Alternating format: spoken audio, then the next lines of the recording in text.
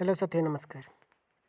मैंने हिंदी में आप लोगों को 240 से 250 तक बताया था, रेगुलेशन के बारे में डिस्कस किया था। तो अब इसको इंग्लिश में देखते हैं।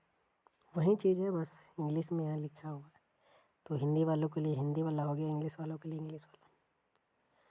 तो use, supply and maintenance of protective footwear, जो भी आपका प्रयोग में लाया जा रहा है, बांटा जा रहा है या सुरक्षात्मक रखा जा रहा है फुटवियर, उसके बारे में रेगुलेशन क्या कहता है 240 नंबर। No person shall go into or work allowed into work in a mine unless wear footwear. Such type of may be approved by chief inspector by a general और स्पेशल ऑर्डर in writing. मतलब mine में किसी भी प्रकार से उन्हें घुसने नहीं दिया जाएगा या जाने नहीं दिया जाएगा जहाँ पर माइन का कार्य हो रहा है, बिना फुटवियर के, यानी बिना शूज के। कौन सा शूज? तो जो चीफ इंस्पेक्टर द्वारा अप्रूव्ड स्पेशल ऑर्डर इन लिखित में दिया गया हो, वही जूता उपयोग में लाया जाएगा। ऐसा नहीं कि कोई भी जूता हम पहन कर चले जाएंगे। ठीक। Second number, the protective footwear referred to sub regulation 1 में जो दिया है, सप्लाइड फ्री ऑफ चार्ज। जो भी जूता दिया जाएगा आप सभी को, वह बिल्कुल फ्री दिया जाएगा। जो भी जूता दिया जाएगा आप सभी को, वह बिल्कुल फ्री में दिया जाएगा। Eight interval not exceeding 6 month. वह आपका 6 मंथ, प्रत्येक 6 मंथ में दिया जाएगा, उससे ज़्यादा नहीं। ठीक है, प्रत्येक 6 मंथ में, यानी आपको एक फुटवियर दिया जाएगा 6 मंथ के अंतराल पर, by the owner agent manager. ठीक है, ऑनर एजेंट मैनेजर के द्वारा। ऑनर एजेंट और मैनेजर, ऑनर एजेंट और manager, owner agent and manager में डिफरेंस हमेशा जानिएगा। अगला point, who shall at all time maintain a sufficient stock of protective footwear in order to ensure immediate supply as when need for at the same arise. मतलब कभी भी तत्काल, need, immediately अगर supply करना हो तो उसके लिए सफिशिएंट स्टॉक, यानी स्टॉक में रखा जाए कि अगर कभी ज़रूरत पड़े तो उसे हम लोग तुरंत उसे बदल कर दिया जा सके, सेम टाइम। ठीक, तुरंत। इसका मतलब यह हो गया। ठीक। अगला तीसरा, wear of footwear is provided otherwise than specified in this regulation. इन सभी कारणों से अगर जूता दिया जाता है तो फ्री ऑफ कॉस्ट होगा। अगर इनके कारण कोई और, अगर इनके अलावा किसी अन्य कारण से अगर आपको जूता दिया जा रहा है तो उसके लिए आपको पेमेंट देना पड़ेगा। चौथा नंबर, द ऑनर एजेंट और manager, mine shall at suitable place in the mine dubbing and revolving brush. Owner agent और मैनेजर के द्वारा वहाँ पर रिवॉल्विंग ब्रश, यानी साफ करने वाला ब्रश दिया जाएगा और डबिंग दिया जाएगा। और मेक अदर सुचेबल अल्टरनेटिव मतलब स्वयं। अगला, arrangement for the cleaning protective footwear by the person using them, मतलब जिन्हें पर्सन को दिया गया है वो अपने जूते का स्वयं सुरक्षात्मक तरीके से मेंटेन करे।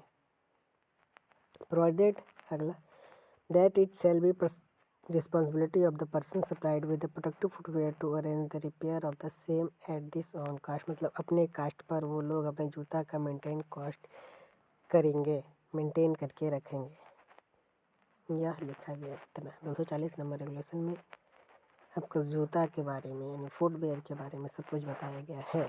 शूज जो आपका माइन के द्वारा आपको प्रोवाइड किया जाता है। यहाँ तक क्लियर है। 241 number, use and supply of helmet.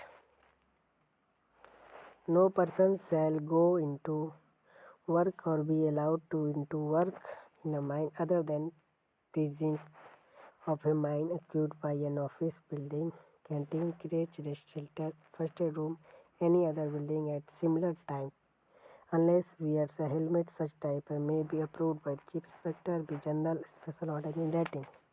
Same वही वाला बात सूज वाला बोल रहा है कि canteen, creche, rest shelter, mine एक्यूब, माइन जहाँ पर है वहाँ पर किसी भी अन्य कारण से उन्हें तब तक अनुमति नहीं दी जाएगी जब तक कि वह हेलमेट न पहने हो। First aid room, building, similar type, इन सभी के जो भी हो जाते हैं उन्हें स्पेशल ऑर्डर के द्वारा चीफ इंस्पेक्टर द्वारा अनुमोदित प्रकार का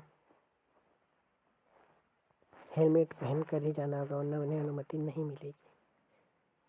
अगला, provided that where the chief inspector of the opinion that due to special circumstances, अगर किसी प्रकार से चीफ इंस्पेक्टर उन्हें अलग से ओपिनियन देता है तो इट इज़ नॉट नेसेसरी, उन्हें कोई आवश्यकता नहीं रहेगी। Reasonably practicable for any person class person going, वो किसी और प्रकार का भी आपका हेलमेट पहन के जा सकता है अगर लिखित अनुमति मिली है तो। और working in a mind to wear a helmet, he may be general special order in writing, जो कि लिखित में आपको दिया गया रहेगा। And subject to such condition specify their exempt such person or class of person from the operation of the provision of the sub regulation, में जो दिया गया है कंडीशन और शर्तें उन पर आपका लागू होगा। इसी में अगला सब रेगुलेशन 2 पॉइंट दिया है। दूसरा, the helmet refer to sub regulation 1 जो हमने अभी पढ़ा, shall be supplied free of charge. जैसे कि जूता फ्री दिया जा रहा था तो आपका हेलमेट भी फ्री ऑफ कॉस्ट दिया जाएगा। तो कितने मंथ में? Eight interval not exceeding 3 year. MCQ में से बगा क्वेश्चन मत है, इंटरवल नॉट एक्सीडिंग 3 ईयर लिखा हुआ है, 3 साल ज़्यादा नहीं होना चाहिए। प्रत्येक 3 साल पे आपको हेलमेट दिया जाएगा। Such other interval as the chief inspector may specify by general special order in writing by owner resident or manager who shall at all maintain a sufficient stock thereof in order ensure immediate supply and as when need for same arise। Same उसी प्रकार इसको भी stock में रखा जाएगा। अगर किसी को ज़रूरत पड़ती है तो उसे तुरंत हेलमेट बदल के दिया जाएगा तब, जबकि अगर दुर्घटनावश टूट जाए, खो या किसी कारण से माइन में काम करते हुए उसका नुकसान हो जाए तब। आगे भी कुछ दिया है उसको देखते हैं। Provided that when helmet is accidentally, मतलब जब एक्सीडेंट के दौरान टूट जाए या डैमेज हो जाए या लाइफ टाइम उसकी ख़त्म हो जाए, दोनों एजेंट और मैनेजर सेल इमीडिएट रिप्लेस, उसे तुरंत बदल के उसे helmet free of cost provide करेगा। लेकिन अंततः आगे तीसरे पॉइंट में लिखा है कि where a helmet provided otherwise than the sufficient in the regulation, अगर इन रेगुलेशन के तहत उन्हें दिया जा रहा है तो उन्हें फ्री ऑफ कॉस्ट मिलेगा। The supply shall be made on payment of full cost, अगर इनके अलावा किसी अदरवाइज, मतलब इनके अलावा दिया जा रहा है किसी अदर कारण से, तो उसके लिए आपको फुल पेमेंट देकर आपको हेलमेट लेना होगा। Regulation number 241 clear. Regulation number 242, supply of other person protective equipment. Supply for other equipment, PPE, मतलब समझ सकते हैं कि जो जूता हेलमेट के अलावा अदर चीज़ें आती हैं वो चीज़ें आपको यूज़ करने के लिए बोला जा रहा है। तो लिखा है where it appears to the regional inspector or chief inspector that any person or class of person employed in mine in expose to undue hazard by reason of the nature of his employment, he may by his general or special order in writing। Regional inspector or chief inspector किसी भी person को या hazard होता है उनके लिए तो किसी कारण से, तो उन एम्प्लॉयमेंट के लिए स्पेशल ऑर्डर बनाता है ऑनर एजेंट मैनेजर द्वारा। उनको सभी को free of cost gloves, goggles, side guard, respirator, ये सभी चीज़ें प्रोटेक्टिव इक्विपमेंट जिसको PPE हम लोग बोलते हैं उन्हें दिया जाता है। दूसरा, the protective equipment provided under sub regulation 1 shall be replaced free of charge by the owner agent manager. तो फ्री ऑफ कॉस्ट इसको भी फ्री में ऑनर एजेंट और मैनेजर के द्वारा दिया जाता है। When ever it is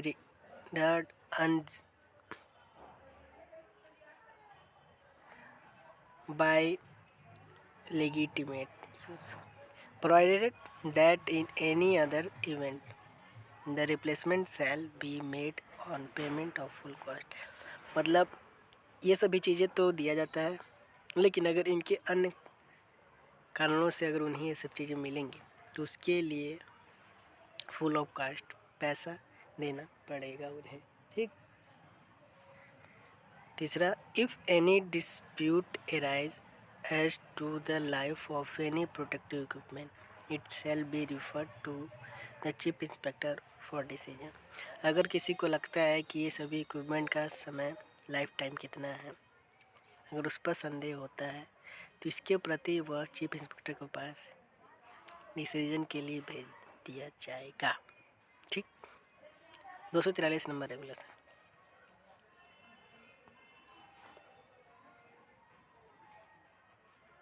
use supply and maintenance of self rescuer.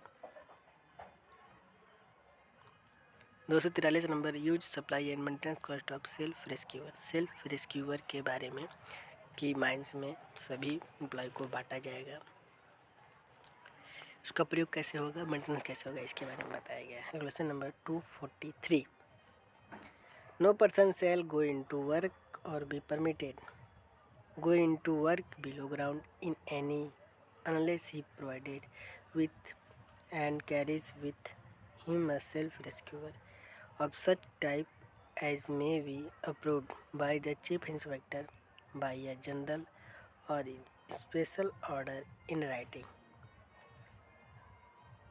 Mines के अंदर किसी भी अंडरग्राउंड माइंस में जाने के लिए बिना किसी अनुमति के उन्हें सेल्फ रेस्क्यूअर के बिना जाने की अनुमति नहीं मिलेगी और उन्हें स्पेशल ऑर्डर चीफ इंस्पेक्टर के द्वारा अप्रूव्ड सेल्फ रेस्क्यूअर ले जाने की अनुमति होगी। ठीक है।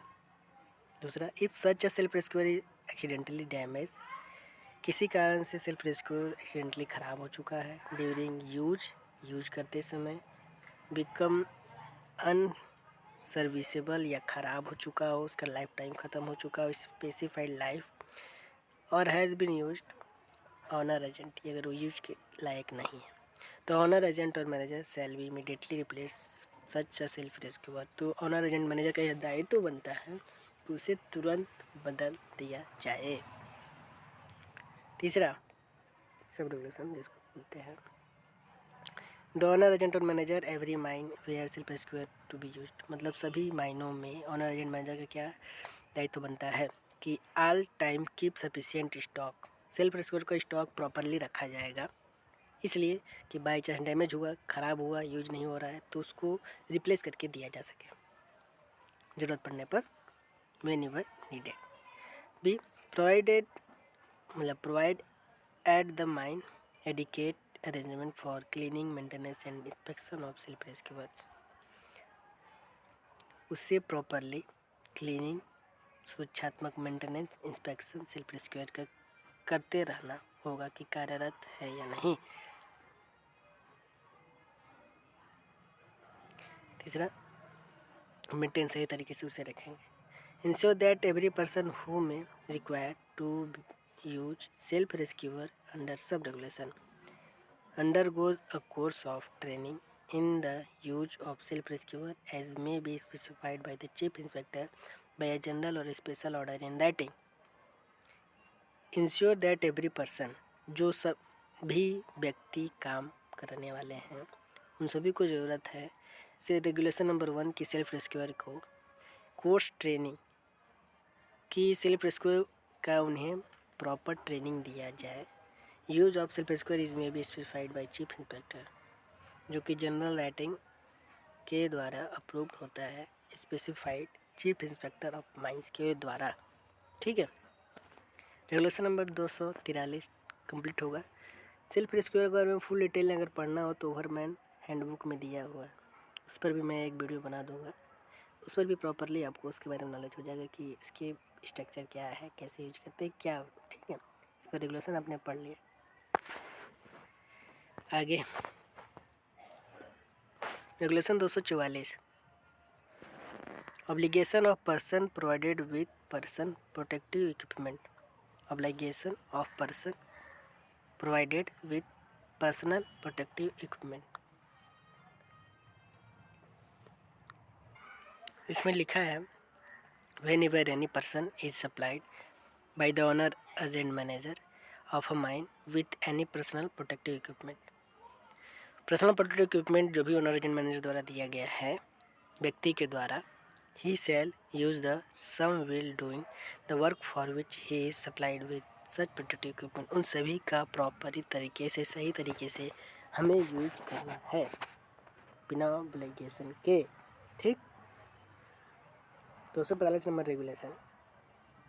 अभी तक किसी रेगुलेशन में कोई दिक्कत नहीं हुआ होगा आप लोगों को, समझ में आ रहा होगा। कोई डाउट होता है तो पूछ सकते हैं।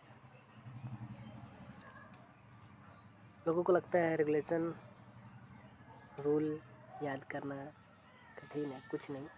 एक चीज़ को ध्यान मन से पढ़िए, फिर एक बार लिखिए, फिर एक बार पढ़िए, फिर एक बार समझिए, 100% श्योर आपको याद हो जाएगा। इन्फॉर्मेशन अबाउट सिकनेस, सिकनेस के बारे में खबर, यानी बीमारी के बारे में खबर। इसका मतलब सीधा सीधा बताते हैं बीमारी के बारे में खबर, यानी कोई भी कम्युनिटी पर्सन है, ऑफिशियल पर्सन है, तो बीमार पड़ जाएगा तो अपने ऑफिशियल पर्सन यानी वरिष्ठ अधिकारी को या मैनेजर को सूचना देगा। क्यों देगा? इसलिए देगा कि उसकी जगह पर कोई और व्यक्ति को एम्प्लॉय मतलब पर्सन को उसकी जगह पर काम पे रख दे। वही चीज़ लिखा है। तो एवरी ऑफिशियल और कम्युनिटी पर्सन, सभी प्रकार के ऑफिशियल और कम्युनिटी पर्सन को इन केस ऑफ सिकनेस, अगर बीमार पड़ जाते हैं, और ऑफ लॉफुल अब्सेंस, अगर किसी प्रकार से अब्सेंट रहते हैं, तो गिव अर्लियर सफिशिएंट नोटिस, वह नोटिस देंगे तुरंत टू दिस सुपीरियर ऑफिशियल, अपने वरिष्ठ अधिकारी सुपीरियर ऑफिशियल को, और द मैनेजर को, as the case may be, so that the substitute may be arrange, कि उनकी जगह पर कोई और सब्स्टिट्यूट पर्सन को उनके काम पर रख दिया जाए। ठीक, दिक्कत हुआ इसमें, समझ में आया? बस कहानी की तरह याद करना है, समझना है, और क्या। 246 number, man power distribution plan. During the first week every month, जो प्रत्येक महीना का पहला सप्ताह है, a survey shall be made of the number of person normally employed in every district and other place below ground in the mine and the sketch plan showing result of such man power survey. Man power survey होगा तो उसका एक proper sketch plan बनेगा। ठीक, below ground mine में normally person के लिए जो भी वहाँ पर उपस्थित हैं, sign and dated by the manager, उस पर काउंटर साइन करेगा, साइन मैनेजर द्वारा होगा। Kept in this office mine and copy of thereof shall be kept in the attendance clerk. तो काम शुरू करने से पहले किसी भी डेवलपमेंट डिस्ट्रिक्ट में, डेवलपमेंट होने के बाद डिस्ट्रिक्ट में काम होगा, तो पहले वीक में उसका स्केच प्लान बनेगा। तो प्रत्येक पर्सन एम्प्लॉयड जो है उनको एक एक कॉपी बांट दी जाएगी कि भैया ये स्केच प्लान है, इनके अनुसार काम करना है। उसकी एक कॉपी ऑफिस में चली जाएगी, और उसकी एक कॉपी माइन मैनेजर के पास रहेगा, और एक कॉपी अटेंडेंस क्लर्क अपने पास रखेगा। मतलब मैनेजर साइन कर देगा उस पर, इतना याद रखिएगा। तो कॉपी आपका एक जाएगा मैन पावर वाले के पास जो सभी काम कर रहे हैं, एक अटेंडेंस क्लर्क के पास, एक माइन ऑफिस के पास। ठीक, मैन पावर डिस्ट्रीब्यूशन प्लान समझ में आ गया। मतलब सभी को मैन पावर जो है वहाँ पर उनको प्लान सही तरीके से बता देना कि इस प्रकार से काम होने वाला है।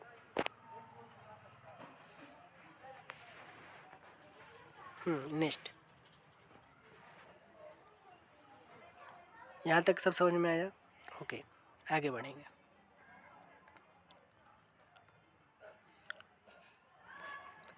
दो 247 नंबर रेगुलेशन, सरदार एंड ओवरमैन क्या कहना चाह रहा है? कुछ रेगुलेशन इसमें अंदर में दिए गए हैं, रेगुलेशन सब रेगुलेशन, तो उसको याद रखिए मत रखिए, कोई मतलब नहीं है। तो no person shall be appointed community person, अगर कोई कम्युनिटी पर्सन पर अपॉइंट होता है तो सीधा सीधा बताना चाहता हूँ कि उसके पास ओवरमैन सर्टिफिकेट, मैनेजर सर्टिफिकेट या माइनिंग सरदार सर्टिफिकेट होना ही चाहिए।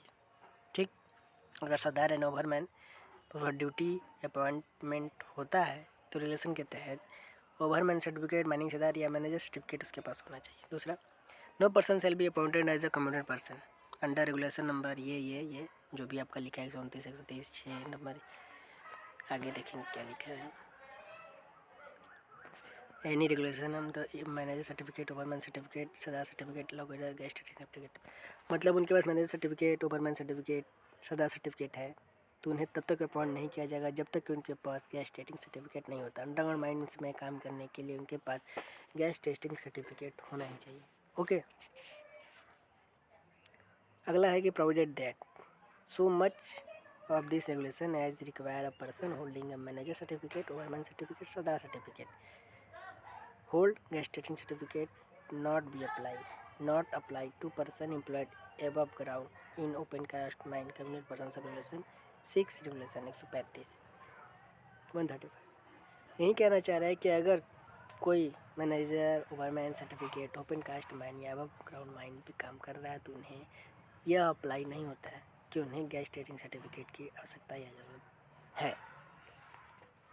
तीसरा regulation in case of mines having open cast working only, मतलब किसी कंडीशन में अगर ओपन कास्ट वर्किंग हो रही है तो nothing in sub regulation one two provident the appointment under regulation 33 129 130 ये सभी चीज़ें जो लिखी हैं। होल्डिंग अदर केस में भी sirdar certificate, overman certificate restricted to mines having open cast working only, उनके पास अगर रेस्ट्रिकेटेड सर्टिफिकेट है और ओपन कास्ट वर्किंग के लिए है तो केवल ओपन कास्ट तक सीमित हो जाते हैं और ऐसा कुछ नहीं कि उन्हें प्रोहिबिटेड यानी मना ही रहेगा इन रेगुलेशन के तहत जो आपका लिखा हुआ है।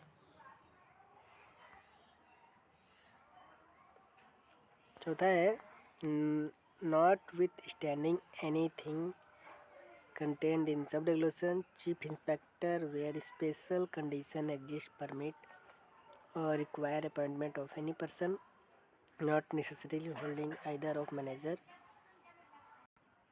अगर इन पर कोई एक शर्त लागू होता है तो उन पर कोई यह लागू नहीं होता कि manager certificate, overman certificate, sirdar certificate रखते हैं। रेगुलेशन 130 अगर वह process otherwise suitable qualification experience and effective supervision working place का रखते हैं तो यह ध्यान रखना होगा। ओपन कास्ट माइन के लिए बोल रहा है। अगला regulation number 248 official to be literate, जो भी ऑफिशियल पर्सन है वो आपका पढ़ा लिखा होना चाहिए, यही आपका बोल रहा है। No open shall be appoint an official mind unless he is literate and is conversant with the language of the district in which mine is suited with the language and understood by a majority by the person employed in the mine।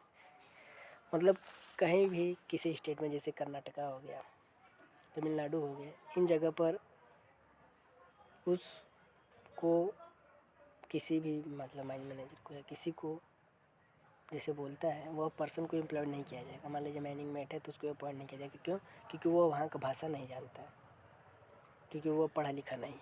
लेकिन in case provided that so much regulation as require person to be conversant with the language the district और the majority of person shall not be apply manager, assistant manager, engineers and surveyor. ये चीज़ लागू नहीं होता है manager पर, assistant manager पर, engineers पर और सर्वेयर पर। वह इंडिया के किसी भी कोने में काम कर सकते हैं अगर वहाँ का भाषा वो नहीं जानते हैं तब भी। ठीक, ये इनको छोड़कर सभी पर लागू होता है। ऑफिशियल टू बी लिटरेट, ठीक, लैंग्वेज के लिए एक तरह से बोल रहा है। Regulation number 249 writing of report. क्या है राइटिंग ऑफ रिपोर्ट?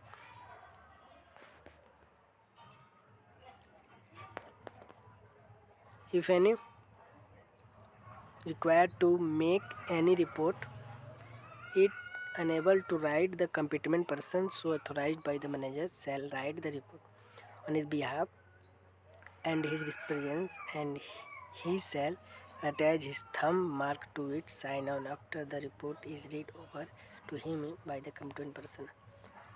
कोई व्यक्ति है माइंस का, कोई पर्सन है, कंप्यूटर पर्सन है, उसे अगर किसी प्रकार का रिपोर्ट लिखना है तो वह मैनेजर से लिखवा सकता है अपने सामने खड़ा होकर, और उसको सुन के देख के समझ जाएगा कि हाँ जो भी लिखा है सही है, वहाँ पर खड़ा रहेगा और उस पर वो थंब दे देगा, उसको ध्यानपूर्वक रीड करा दिया जाएगा उसको। वही है राइटिंग ऑफ रिपोर्ट कि मतलब कोई भी किसी को समझ नहीं है लिखने पढ़ने की तो उसकी हमें हेल्प मैनेजर कर सकता है, लेकिन वहाँ पर वो उपस्थित रहेगा और वहाँ पर वो फिर अपना थंब दे देगा। यही चीज़ राइटिंग ऑफ रिपोर्ट के बारे में लिखा है। रेगुलेशन नंबर 249 अंतिम रेगुलेशन हम पढ़ने जा रहे हैं इस सेशन का, जो कि 250 है। आगे भी हम सारा रेगुलेशन कवर करेंगे, ठीक है। और जितना रेगुलेशन पढ़ेंगे हम लोग उस पर आए थे MCQ भी करेंगे, तो जितना हो जाए मैं पढ़ाता हूँ फिर MCQ कराता हूँ, okay. 250 payment of fees, any fees payable under this regulation shall be paid by means of a crossed Indian postal order, bank draft और through electronic mode any other means as specified from time to time by the chief inspector. Chief inspector को जो भी आप लोग को payment किसी प्रकार का करना होता है तो हम लोग बाई पोस्टल ऑर्डर कर सकते हैं, बाई इलेक्ट्रॉनिक ऑर्डर कर सकते हैं, या स्पेसिफाइड फॉर्म जो भी हम जिस प्रकार से चीफ इंस्पेक्टर ऑफ माइंस को DGMS को पेएबल भारत कोष के द्वारा या जो भी हम पेमेंट करते हैं वो पेमेंट ऑफिस हमें चीफ इंस्पेक्टर को टाइम टू टाइम स्पेसिफाइड करना होगा, ओके। इतना समझ में आया, क्लियर। तो मिलते हैं फिर नेक्स्ट रेगुलेशन में, जब मैं बताऊंगा आप लोगों को। तब तक के लिए जुड़े रहें हमारे चैनल से, करें Nimani. Thank you so much इतना सपोर्ट करने के लिए।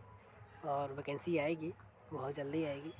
तो मेटल माइनिंग के लिए मेरा ज़्यादा फोकस रहता है, लेकिन मैं कोल माइनिंग पे भी अब थोड़ा बहुत पढ़ाने लगा हूँ। तो मैनेजर ओवरमैन जो भी DGMS तैयारी कर रहे हैं तो उनके लिए रहता है, क्योंकि वो तो हर साल अब एग्ज़ाम होता ही है। तो पहले साल में एक बार होते थे, 2024 से अब का साल में 2 बार होने लगा है, जून और दिसंबर में। तो उसके लिए मैं तब प्रॉपर तैयारी करवा रहा हूँ। तो आप लोग जुड़े रहिएगा और क्लास को शेयर कीजिएगा। मिलते हैं फिर नेक्स्ट क्लास में, तब तक के लिए जय हिंद।